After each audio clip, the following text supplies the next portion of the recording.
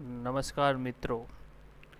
As you know કે BCA same ફિફ્થમાં એક project આવશે. એક સબ્જેક્ટ જ છે તમારું માઇનર સબ્જેક્ટ 100 માર્ક્સનો, જેમાં તમારે એક લાઈવ પ્રોજેક્ટ અથવા એક કોમ્પ્યુટર લેબમાં તમારે પ્રોજેક્ટ બનાવવાનો થશે અને તમે આઈ થિંક ચાલુ પણ કરી દીધો હશે.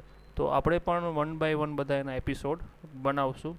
ફોર એક્ઝામ્પલ, આપણે ફ્રન્ટ એન્ડમાં PHP અને બેક એન્ડમાં MySQLનો યુઝ કરી પ્રોજેક્ટ બનાવશું. અને પ્રોજેક્ટ છે આપણો અત્યારે નામ છે વેબસાઇટ ડિરેક્ટરી, જેનું પર્પસ ઇન શોર્ટમાં એક લાઇનમાં કહીએ તો એવી વેબસાઇટ જે વેબસાઇટ નંબર ઓફ વેબસાઇટનું કલેક્શન હશે. તો ચાલો આપણે સ્ટાર્ટ કરી. ઇન્ટ્રોડક્શન પ્રોજેક્ટનું આપી દઉં. Welcome to this BCA semester 5 project series. In this series we will build a complete PHP plus MySQL project. એનું ટાઇટલ છે આપણી પાસે વેબસાઇટ ડિરેક્ટરી.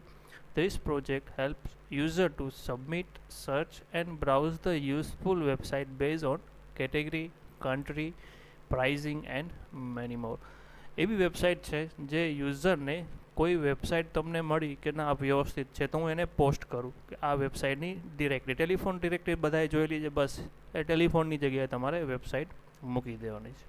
કોઈ AI વેબસાઇટ એમાં સર્ચ કરી શકશો, કોઈ કામની વેબસાઇટ હોય, કોઈ ફ્રી વેબસાઇટ ઘણું બધું પ્રોવાઈડ કરતી હોય, સોફ્ટવેરની વેબસાઇટ હોય, મેની મોર કંઈ પણ હોઈ શકે. એવી એક વેબસાઇટ આપણે A to Z કામ કરશું with help of ChatGPT. Next, વેબસાઇટના ફીચર્સ શું હશે? મતલબ વેબસાઇટ તમે જે બનાવશો એ પ્રોજેક્ટ, એની અંદર શું શું હશે એ તમારા લેવલે બનાવવાનો છે એ લેવલે.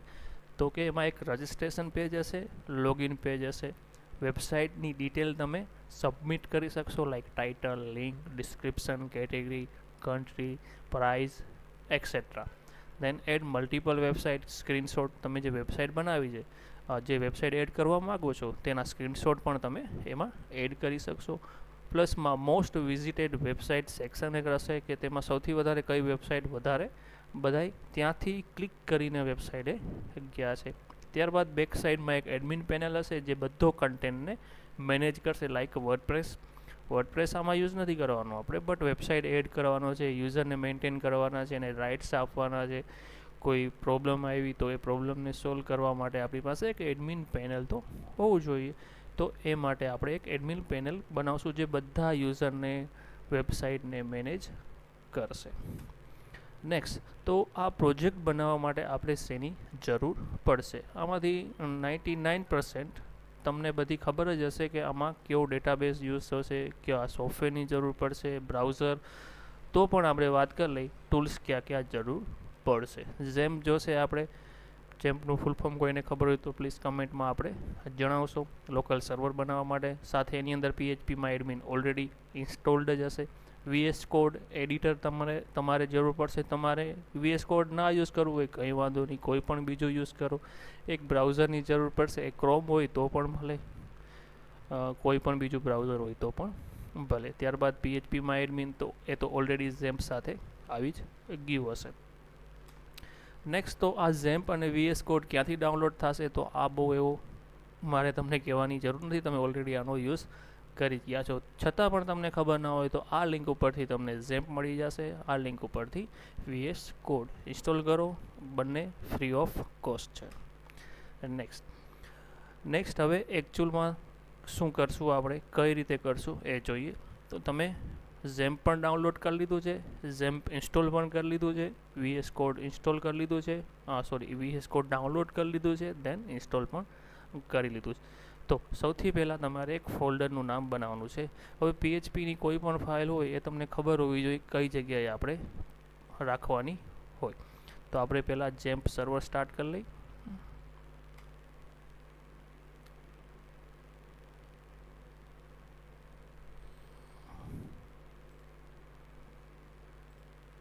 MySQLની અત્યારે જરૂર નથી, બટ તો પણ આપણે સ્ટાર્ટ રાખી. જેમ તમારું ઇન્સ્ટોલ હોય C ડ્રાઈવમાં, ત્યાં એની અંદર htdocs, ત્યાં આપણે એક ફોલ્ડર બનાવશું Ctrl Shift N WD જ્યાં આપણે આખો પ્રોજેક્ટ રાખશું.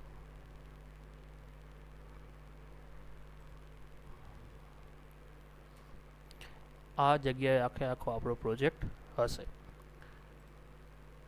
ઓકે, તો સૌથી પહેલાં આપણે ફોલ્ડરનું નામ આપી દીધું. ઓકે, પછી એક ફાઇલ બનાવશું index.php અને એક ફાઇલ બનાવશું config.php, જેમાં આપણે ડેટાબેઝનું કનેક્શન લેટર ઓન રાખશું. હવે index.php માં આપણે શું રાખશું? આ કોડ ટાઈપ કરશું. તો એના માટે આપણે VS કોડ ઓપન કરી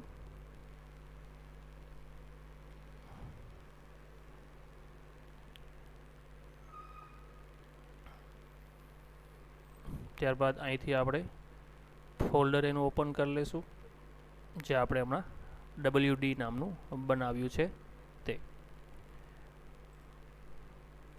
સી ડ્રાઈવમાં ઝેમ્પમાં htdocs અને WD સિલેક્ટ ફોલ્ડર.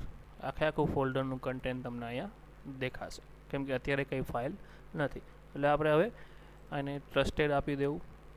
હવે આપણે અહીંથી જ બધી ફાઇલ બનાવશું. અહીંયા પ્લસ સાઇન ઉપરથી પહેલી ફાઇલ index.php, રાઈટ. હવે યુ નો કે PHP કોડ કઈ રીતે લખાય છે.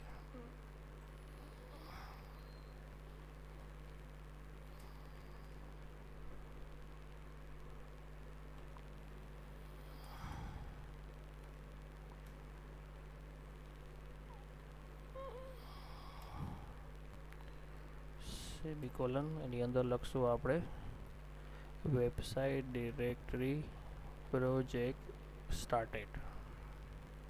ઓકે, હવે આપણે એક બ્રાઉઝર, ત્યાં આપણે લખશું localhost/wd.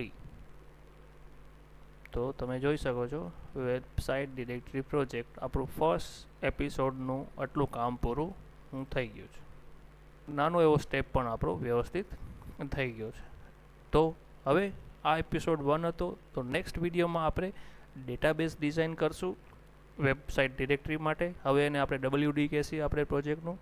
ઓકે, ત્યારે પછી જે config.php નામની જે ફાઇલ આપણે બનાવવાની છે ઇન ફ્યુચરમાં નેક્સ્ટ એપિસોડમાં, તે MySQLનો ડેટાબેઝનું હશે, તેમાં આપણે બધું લખશું.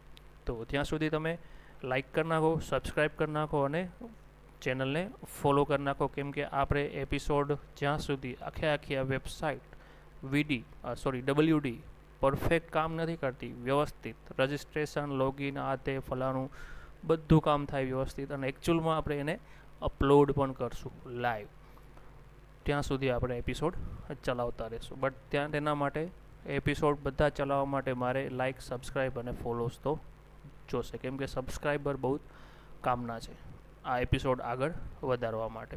તો આઈ હોપ કે તમે એપિસોડ માંથી કંઈક શીખા હશો, અને પ્રોજેક્ટ ક્યાંક ને ક્યાંક તમે સ્ટાર્ટ આઈ થિંક કરી દીધો હશે. તો પણ તમે આ નેક્સ્ટ એપિસોડની રાહ જોજો, તમને ઘણું બધું શીખવા મળશે.